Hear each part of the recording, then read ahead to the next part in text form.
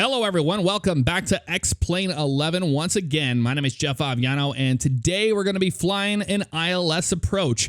Basically, what we learned from VOR navigation with the CDI needle moving back and forth, we're going to have a new one, the up and down, which is going to be the glide slope to the runway. An airport's instrument landing system. When I say an ILS approach, I'm talking about the instrument landing system, and it's designed to provide guidance for both your course and descent during a landing. If you want to fly a landing the way real-world pilots do, this is it. That is true, but on a normal, nice day outside, you would just shoot a visual approach the way we did on General Aviation tab. And this is more for if you're in low visibility or flying in the clouds and stuff. You obviously can't see out the canopy, so you would have to use your instruments to land. So we're going to be doing an ILS approach today. I'm pretty excited about it. I love instrument flying. In the real world, I started my instrument training and kind of ran out of money. It was like $140 I was paying for dual time. So it was, it's an expensive endeavor if you ever get into it. The private license, I think at the time it cost me about $8,500 just to get that taken care of. So flying is not cheap by any means. As it finishes asynchronous loading. And here we go. We're currently on downwind for runway 34 right at SeaTac. In this one, I'm going to fly this according to me. I'm not listening to them. You can see the runway to our left. Yep, there it is. And as this guy is climbing again like crazy. Okay. Soon the SeaTac ATC will contact us with the heading and altitude we need to fly on approach. Until then, we'll just keep it straight and level. You got it. Yeah. Thanks for just climbing it straight up to the heavens, dude. Appreciate it.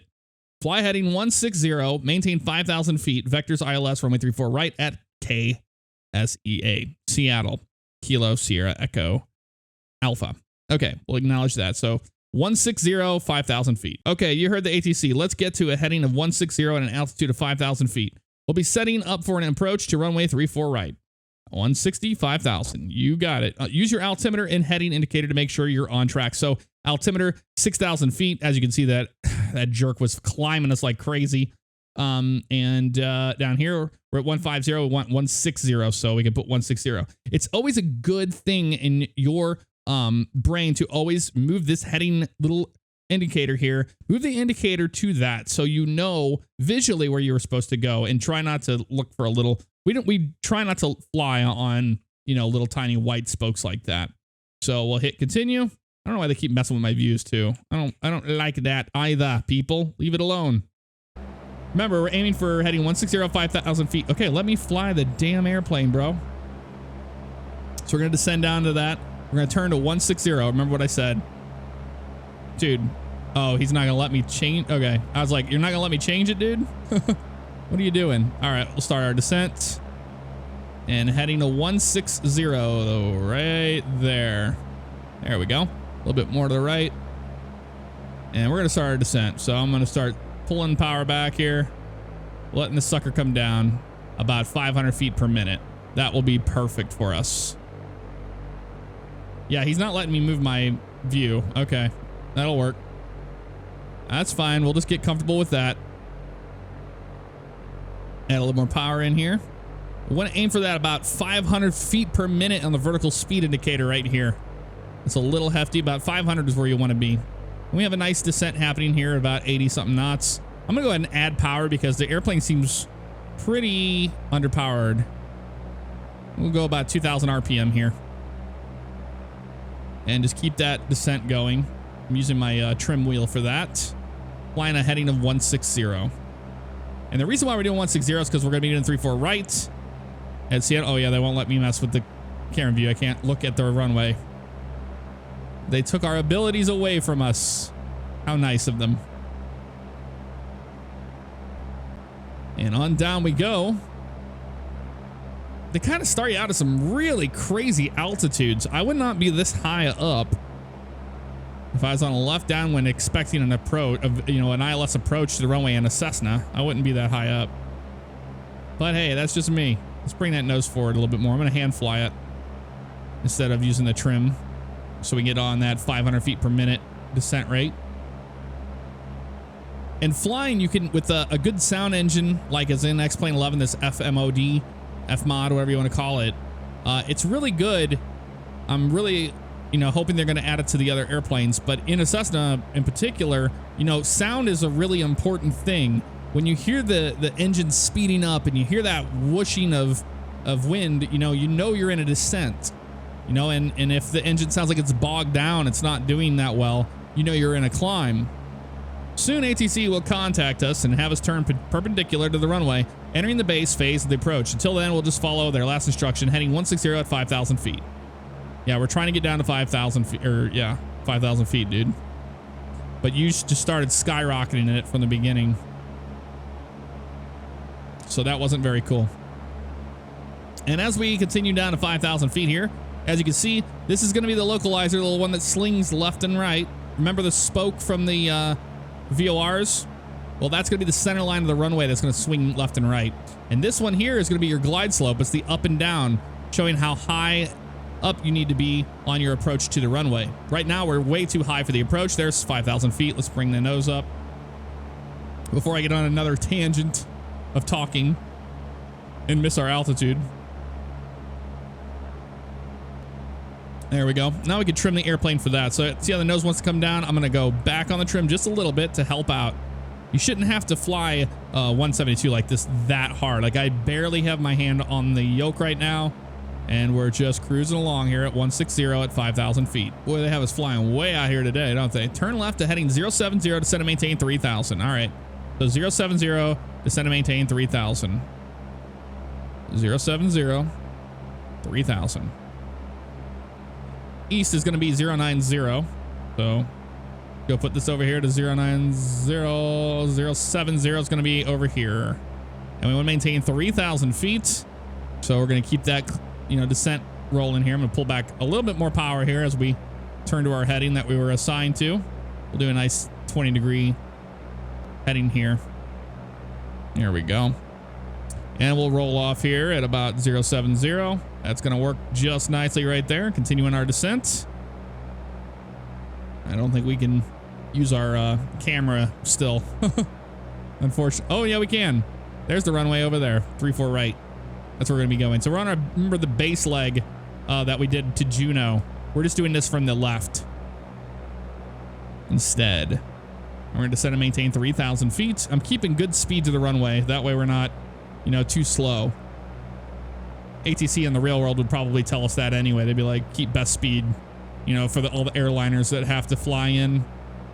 It's hard to sequence a Cessna inside of, you know, a bunch of Alaska Airlines 737s or something. At this point, when you look at your CDI, you should see two lines. Okay, this is going to teach you this. Once we get on course with the ILS approach, these lines, needles, will indicate which direction you need to fly to stay on course. The vertical needle shows you the lateral or horizontal left and right deviation from the ILS course. Likewise, the horizontal needle shows your vertical up and down deviation. Yes, so they're basically mumbo jumbo here. Remember, left and right is the center line of the runway, and up and down is how high up or how low you need to be to maintain that 3-degree glide path to the runway. If you point the plane's nose toward the needles, for instance, by flying right when vertical needle is off to the right, or flying up when the horizontal needle is up above the horizon line, you'll eventually intercept the course. Boy, that could be worded a little bit better, I would say. Of course, this is all moot for now. We're perpendicular to the runway, so we won't start following the ILS guidance until ATC instructs us to turn towards the runway. For now, we'll just continue on heading 070 at 3,000 feet. You got it. 070, 3,000 feet. Coming down in our altitude still. We got it trimmed out beautifully. My hands are completely off of it. We're too high. We're supposed to be shut up, dude. We're descending. You shouldn't have us up at 7,000 feet, and we're not going to descend it here. Are you kidding me? Okay, so they want us to basically nosedive the airplane. Okay, we'll do that. Okay, we got ourselves a nice healthy descent here to make X-Plane 11 Flight School happy. I'm descending at about 1,800 feet right now. We're trying to get to 3,000, and I've been descending from the last instruction. I mean, we're in max. Come on, baby. Down to 3,000 before they fail us again. Fail us again. Here comes 3,000 feet. We can pull our power back a little bit here now. Maybe this will make them happy. I mean, geez, man. Left heading 010, you're 3 nautical miles from joining. Maintain 2,200 and still establish. Clear ILS 34 right. What they mean is to fly 010 on the heading. And they're telling us that we're 3 miles from joining the ILS, pretty much near the outer marker here. So maintain 2,200 until established. Established means that we'll have this guy here will start to swing, you know, for the localizer, which is the center of the runway. And until we're established, then we're clear ILS 34 right. So after we, you know, are established on the glide slope, and we have a nice cross here, then we can descend out of 2,200. That's the best way to explain it. All right, there's 3,000 feet. We'll pull power back a little bit more. 010 on our heading here. Back up to 3. We want 2,200.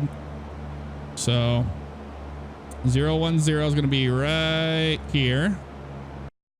Watch your course deviation indicators. When the vertical needle starts to move towards center, you'll know you're almost lined up with the runway, so you need to be moving quickly towards the runways heading 340. Yeah, we got it. When the CDI is centered, you've intercepted the ILS. Just fly in the direction of the needle's guide, and you'll have a perfect approach to the runway. Keep in mind that the runway is at heading 340 at an elevation of 433 feet. That will be our heading and altitude by the time we touch down. You got it, bro. We want 2,200 feet. We want 22. 010 and 22. So still keeping a nice healthy descent to maintain happiness of them. So here you can see there's the needle starting to move right now. There's our glide slope. Let's get back up on our glide slope here. We're going to fly the glide slope instead of 2,200. And we should be pretty good here. It's starting to swing, Remember, we want to be at 340 here in a minute. So we're just kind of flying that needle as it turns. As you can see, I'm turning with the needle. We'll be lined up on the runway. The main thing is, yes, you could cheat and look out the window and see the runway out there. But I'm just staring at the needle there so I can act like we have clouds in front of us, so we're not even worried about it. So, and here comes the glide slope. It's coming down as well.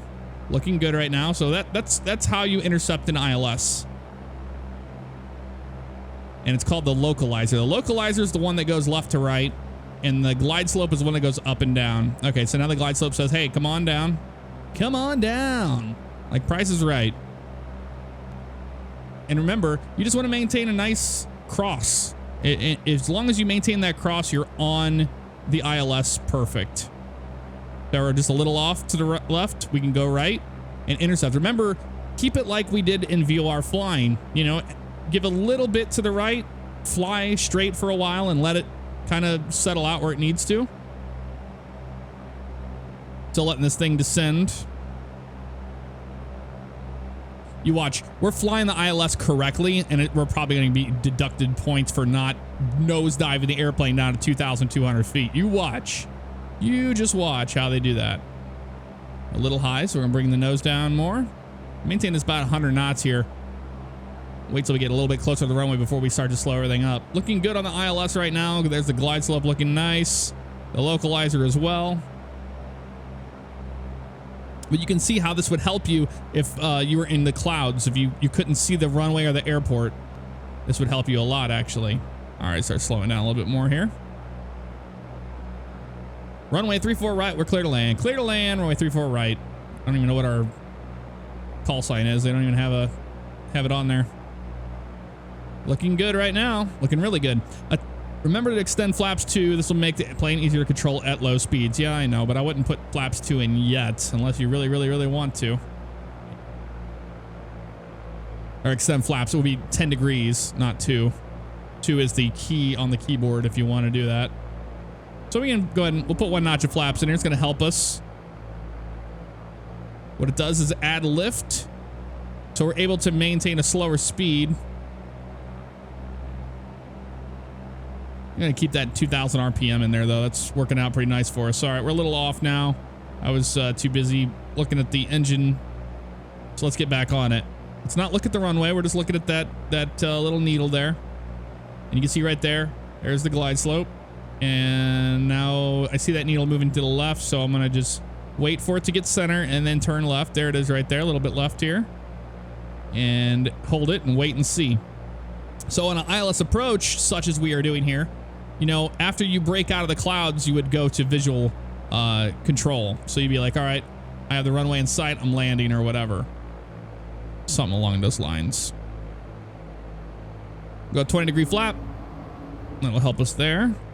But it balloons the airplane up as well, so keep that in mind.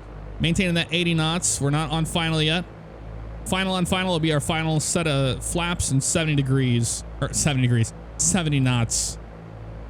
Looking good right now. And maintain that glide slope. The glide slope is very important. You know, if it was cloudy or foggy out, we wouldn't want to smash into the trees. That would be bad. That would be very, very, very bad. All right, now we can go final on final. Final setting the flaps. We're going to shoot for that 70 knots, and we're going to keep an eye on our glide slope as well as the localizer. Looking good right now. Not bad at all. A little high. Bring that nose down. See how sensitive that needle is. It's very sensitive. Now, they don't really tell you. That's kind of sad they don't tell you that. What we're doing with the ILS, with the glide slope, is the 3-degree glide path to the runway, which is a pretty standard one across most airports. But that's what those are PAPI lights. The VASIs are the ones we had last time where they're on top of each other. The ones that are side next to each other are called PAPI, P-A-P-I. And the PAPI lights, they're on a 3-degree glide path to your eyes. That's how they change color. We're going to be a little high here because that glide slope just dropped out from underneath us. There we go. Get back on it. Looking good. Yep. We're not at the threshold of the runway. That's incorrect. As we get to the threshold of the runway, we will be, but we're not right now, so. All right. They screw you up on that, trying to follow that. All right. So I'm going to pull the power back on the piano keys. We're going to pitch up. This is called the round out. So you see we need to add a little left rudder here and bring the nose up. Look at the end of the runway. Look at the end of the runway. Don't look straight ahead of you. And float her on down in there, just like that. And fly the nose down. That is how you do a proper landing in a 172. We got a little slow there and a little low, but hey, it happens. It's all about practice. So good luck out there with this one. It's a pretty tough one. Not gonna lie. Approach accuracy was okay. What did they deduct us on? Probably what I told. Yep. Glide slope deflection was at 85%. Landing performance, they were happy with that. Had a good one. Max landing force, G, 100%. Centerline deviation, 94. Not bad, but that's going to do it for this one, guys. We will be moving on to helicopter next time. We'll do helicopter basics, and then after that, we only have a couple more, and we're all done with the flight school. Anywho, hope this has been helping you out with your flying in X-Plane 11. I will see you in the next one. Take care.